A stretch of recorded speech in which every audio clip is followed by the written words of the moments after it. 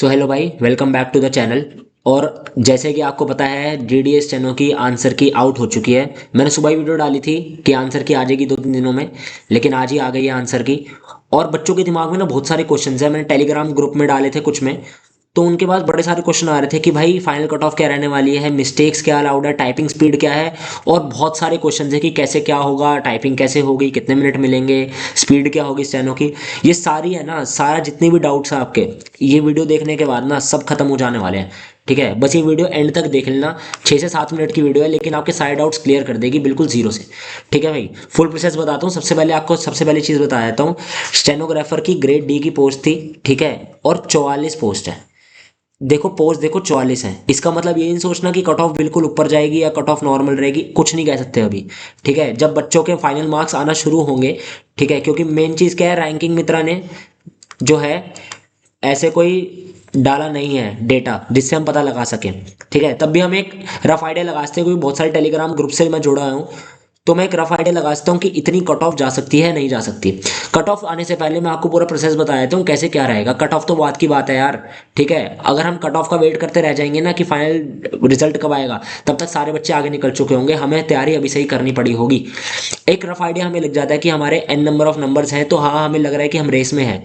कुछ बच्चे होंगे 110-15 वाले, वो तो भाई ये वीडियो देखना ही बंद कर दो, क्योंकि यार 44 पोस्ट है। ठीक है, अगर आपके 130 प्लस है या कुछ है, तब आप ये वीडियो कंटिन्यू देखो, क्योंकि मैं फाइनल कट ऑफ भी बताने वाला हूँ। इससे तो ऊपर जाएगी 101%। ठीक है, 130 से तो ऊपर जाने वाली है। बाकी आपको पूरा पहले प्रोसेस बताया था, स्किल टेस्ट कैसे रहने वाला है।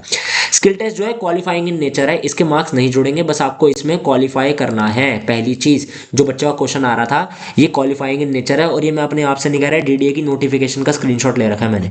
ठीक है, पीछे देख रहा होगा दिल्ली डेवलपमेंट अथॉरिटी लिखा हुआ है, ये डीडीए का नोटिफिकेशन है। ठीक है, the candidates will have to appear for the stenography test. The candidates will be given one dictation for 10 minutes. 10 minute की डिक्टेशन होगी टोटल, और 80 वर्ड्स पर मिनट की होगी, मतलब 800 वर्ड्स होंगे।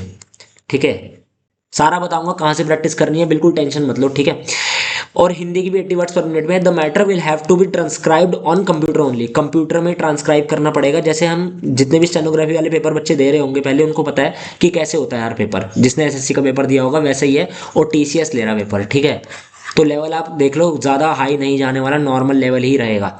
मैं आपको बता दूं टीसीएस नॉर्मल ही बनाता है। The evaluation of transcription will be done electronically only.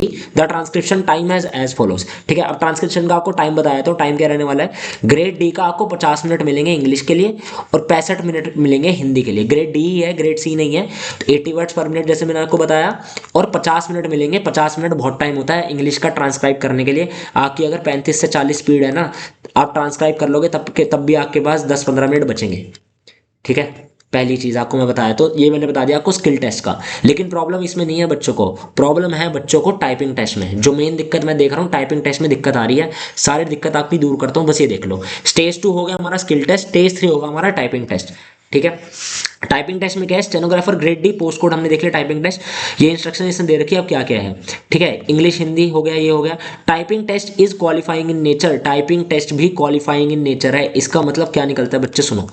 इसका मतलब ये है कि जो मेन मार्क्स होंगे ना, जो मेरिट आएगी, ठीक है, वो आपके सीबीटी 1 से आएगी। जो आपका जो आपका एमसीक्यू टेस्ट हुआ है ना, एमसीक्यू बेस्ड, इससे ही हमारी मेन जो है, जो कट ऑफ है, वो ये डिपेंड करता है कि सीबीटी 1 के मार्क्स कितने हैं बच्चों के। ठीक है, ना कि ये डिपेंड करता है कि आपकी टाइपिंग स्पीड 50 है तो ज़्यादा मार्क्स बढ़ जाएंगे, या आपने एक भी वर्ड नहीं छोड़ा इसमें, ऐसा कुछ भी नहीं है। ठीक है, आपको देखो, मेन चीज क्वालिफाइंग का मतलब ये होता है, आप टाइपिंग टेस्ट कितना भी अच्छा कर दो। मैं आपको एक एग्जांपल देता हूँ, मान लो इसकी स्पीड है 40 मिनिमम चाहिए, एक बच्चा 70 पे लिख रहा है और एक 40 पे लिख रहा है, तो ये दोनों एक बराबर हैं। क्वालिफाइंग का मतलब ये है, बस क्वालिफाई करना है, इससे कम नहीं होनी चाहिए। अब किसके कम नहीं होना चाहिए मैं आपको बताता हूँ। It is mandatory for all shortlisted candidates to have qualified the stage 1 to appear in stage 2। CBT में क्लियर करना, तब स्किल टेस्ट होगा आपका। Except those candidates who wish to exam the typing test and will produce medical certificate in prescribe format. कुछ problems होती हैं कुछ बच्चों को, जो टाइपिंग टेस्ट नहीं दे सकते, उनके लिए है, नॉर्मल बच्चों के लिए नहीं है। ठीक है, पहली चीज, candidates opting for English medium should have minimum typing speed of 40 words per minute. 40 words per minute की आपकी टाइपिंग स्पीड होनी चाहिए मिनिमम। इससे कम लाओगे तो आप फेल हो, ये सोच के रखना।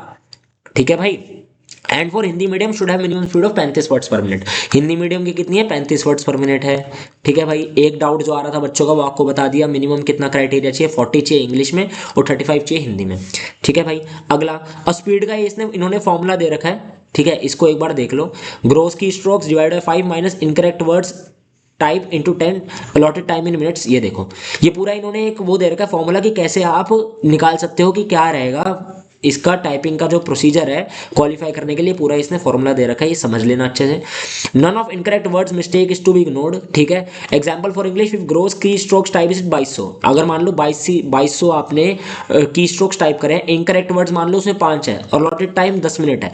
10 मिनट का टेस्ट था, 2200 की स्ट्रोक टाइप करें और 5 गलत है, तो आप देख लो आपकी स्पीड बनी 39 वर्ड्स पर मिनट।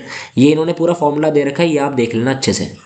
ठीक है, तो मतलब इसका क्या पता चलता है? Not qualified as speed is less than 39 words per minute. 39 से अगर कम होती है तो आप क्वालिफाइड नहीं माने जाओगे। ठीक है भाई, ये चीज आपको समझ आ गई है?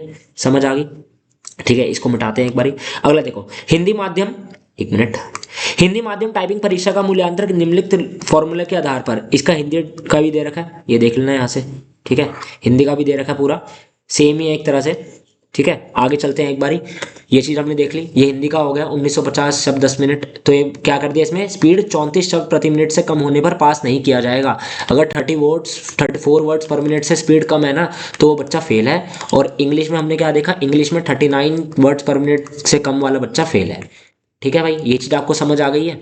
चलो ये देख लेते हैं अब। ये हमने देख लिया, आपको ये मैंने बता दिया। अब मैं बताता हूँ टाइपिंग टेस्ट में होगा कैसे। एक्चुअल टाइपिंग टेस्ट जो है वो 10 मिनट का रहने वाला है।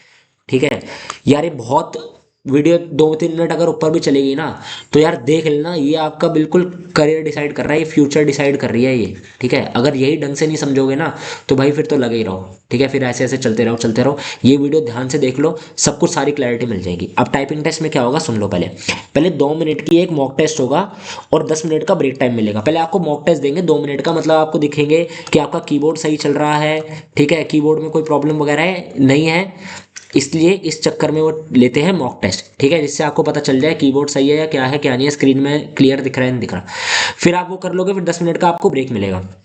ठीक है, 10 मिनट का आपको ब्रेक मिलेगा। देन फिर 5 minute extra time for scribe candidate, फिर एक्चुअल टाइपिंग टेस्ट होगा 10 मिनट का। ठीक है भाई, 2 मिनट का मॉक टेस्ट है। अब ध्यान से सुनना, फिर से बता रहा हूँ। 2 मिनट का मॉक टेस्ट होगा, फिर 10 मिनट ब्रेक है, फिर 10 मिनट का एक्चुअल टाइपिंग टेस्ट मिलेगा। 5 मिनट उनको मिलेगा जो स्क्राइब कैंडिडेट है, उनको 5 मिनट एक्स्ट्रा मिलते हैं टाइपिंग में। ठीक है, ओवरऑल ड्यूरेशन मतलब 22 मिनट होगी आपका ओवरऑल ड्यूरेशन, और स्क्राइब वालों के लिए 27 मिनट। ठीक है भाई, ये समझ आ गया आपको? ये पैसेज ये सब आपके बीएच कैंडिडेट्स का नहीं, आपको नहीं देखना। Typing test layout of English will be available in English US only and fonts will be time new roman. ठीक है, जो नॉर्मल हमारा क्वालिटी लेआउट होता है ना, वो हमारा कीबोर्ड होगा जो नॉर्मल देखने को मिलता है, और हिंदी में मंगल फॉन्ट होगा। बच्चों का क्वेश्चन था कि कौन सा फॉन्ट होगा, मंगल फॉन्ट ही होगा भाई। ठीक है, और कीबोर्ड लेआउट रेमिंगटन गेल में उपलब्ध होगा। समझ आ गई भाई? ठीक है, ये सब इन्होंने तो वो दे रखे हैं थोड़े कि ऐसे ऐसे मत करना, ग्रीन है रेड है ये मत करना, बैक स्पेस मत दबाना, इतना आपको वो ये चीज़ें आपको जो आप पेपर देने जाओगे ना, जब टेस्ट होगा आपका, तब आपको ये सारी चीज़ें बता दी जाएगी उधर ही। ठीक है भाई, और मैं आपको एक चीज़ बता दूं, मॉक टेस्ट का लिंक डीडीए की वेबसाइट में मिल जाएगा, जिससे आप एक मॉक टेस्ट दे दो। मॉक टेस्ट देना क्यों ज़रूरी है, आपको पता चल जाएगा कैसा उसका आउटले है, आउटले कैसा होता है वो पता चल जाता है, वहाँ जाके कोई प्रॉब्लम नहीं होती यार। अगर एक मॉक दे दो ना, वैसे ही सेम पेपर में आता है, मतलब बाहर का ये चीज़, ये बाहर कैसा है, बैकग्राउंड वगैरह कैसा है, उससे आप यूज टू हो जाओ। ठीक है भाई, फिर बी पेशेंट, कीबोर्ड एरर हो गया, ये एरर हो गया, तो आप बता देना वहाँ पर क्या नहीं करना क्या करना, ये सारी चीज़ें आपको वहाँ पता चल जाएगी। यहाँ डिस्कस करने की इसकी ज़रूरत नहीं है। अब मेन क्वेश्चन जो बच्चे का है कि भाई एक्सपेक्टेड कट ऑफ कितनी है, मैं आपको बता दूं, मैं 5 से 6 ग्रुप्स में जुड़ा हूँ टेलीग्राम में। ठीक है, और मैंने खुद बहुत सारे बच्चों से पूछा है जो तैयारी करते हैं और डीडीए का एग्जाम दिया है। अब आपको जो बता रहा हूँ ना, ये प्लस माइनस लेके चलना, ये एकदम एग्जैक्ट नहीं बता सकता भाई मैं। ठीक है, एग्जैक्ट कोई भी नहीं बता सकता यार। ठीक है, क्योंकि ग्रुप में सारे बच्चे तो नहीं है ना उसमें जिन्होंने एग्जाम दिया है, लिमिटेड बच्चा ही है, और उसके हिसाब से मैं बता रहा हूँ कट ऑफ कितनी जाएगी। सबसे पहले हम देखते हैं क्या डिपेंड करता है कि पेपर का लेवल कैसा था एग्जाम का। एग्जाम नॉर्मल था, ठीक है, इजी टू मॉडरेट था भाई एग्जाम। ठीक है, कोई ऐसी बात नहीं थी कि वो बहुत मुश्किल है, पहली चीज़। फिर पता लगते हैं हम कि कितनी पोस्ट निकली है, 44 पोस्ट है, इसका मतलब समझो इजी पेपर भी है, 44 पोस्ट है, तो ये समझ के रखना स्किल थोड़ा मुश्किल रहेगा, स्किल का लेवल हाई रह सकता है। ये समझ के रखना अच्छे से। और कट ऑफ भी आपको फाइनल ऊपर देखने को मिल सकती है, कितनी देखने को मिल सकती है मैं बताता हूँ आपको। स्किल टेस्ट के लिए बैठना है ना, तो 1 से 30 35, ये मैं आपको स्किल टेस्ट की बता रहा हूँ पहले, ये स्किल टेस्ट की बता रहा हूँ, स्किल टेस्ट में बैठने की 130 35, वही 130 प्लस माइनस ले लेना इसमें 5 प्लस माइनस 5 प्लस माइनस, ठीक है। और SC ST की 120 से लेके 125 प्लस माइनस, ठीक है। ये मैंने आपको बताइए स्किल टेस्ट के बैठने के लिए, फाइनल कट ऑफ नहीं बताई है मैंने आपको। फाइनल कट ऑफ अभी कोई भी नहीं बता सकता भाई, अगर आपको कोई बता रहा है ना वो फर्जीवाड़ा कर रहा है आपसे। तब भी अगर आप चाहोगे आपके दिमाग को संतुष्टि मिल जाए, फाइनल कट ऑफ कितनी जाती है मैक्सिमम से मैक्सिमम, ठीक है भाई।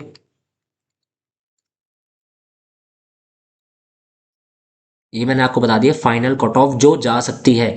और लेकिन इसमें फर्क आएगा, 101% फर्क आएगा, इसमें बढ़ेंगी भाई OBC और SC ST में, ठीक है। और मेन चीज यार, कट ऑफ के पीछे मत भागो, कट ऑफ क्लियर हो गया ना हो या ना हो, स्किल टेस्ट की प्रिपरेशन अभी से स्टार्ट करो भाई, अभी से ही स्टार्ट करना पड़ेगा। अगर कट ऑफ का वेट करोगे कब रिजल्ट आएगा, तब जो बाकी बच्चे ना जो करे जा रहे हैं वो आपसे एकदम स्काई रॉकेट आगे निकल जाएंगे, ठीक है। तो इसका वेट मत करो, बस लगे रहो। अब प्रैक्टिस कहाँ से करनी है मैं आपको बताया, तो प्रैक्टिस कहाँ से करनी है, 1 सेकंड को सबमिट आया तो यहाँ पर, ठीक है।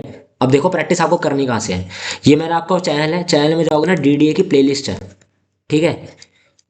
DDA की प्लेलिस्ट खोलोगे, मोस्ट इंपॉर्टेंट जितनी भी अभी तक लास्ट 5 साल की, लास्ट 5 ईयर्स की जितनी भी डिक्टेशंस ली गई हैं उनके मैंने टॉपिक स्टार्ट हैं। ये नहीं कि यार आपको भी पता है, ये नहीं कि 2 साल पहले जो पेपर हुआ था वही डिक्टेशन सामने आ जाएगी आपके, आपको भी पता नहीं आएगी ऐसे, ठीक है। तो मैंने टॉपिक स्टार्ट है कि कौन सा टॉपिक TCS में सबसे ज़्यादा दोहराया गया है, और उससे रिलेटेड मैंने आपको हर रोज़, ठीक है, डे 1 की आ गई है और डे 2 की भी आ चुकी है, ठीक है। हर रोज़ आपको एक डिक्टेशन मिलेगी, 1 मिनट, हर रोज आपको डिक्टेशन मिल रही है, ठीक है भाई, चैनल पे। आप उससे प्रैक्टिस भी कर लोगे ना खाली, तो आपका काम बन जाएगा, ठीक है भाई।